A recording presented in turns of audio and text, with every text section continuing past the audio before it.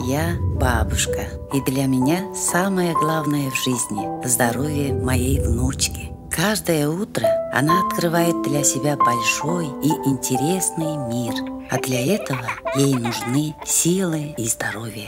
Для укрепления здоровья и правильного развития нашего малыша наш семейный врач рекомендовал использовать гулясык, который содержит все необходимые для этого витамины и минералы. Гулясык можно добавлять в густую пищу, например, кашу. Можно добавлять и в айран.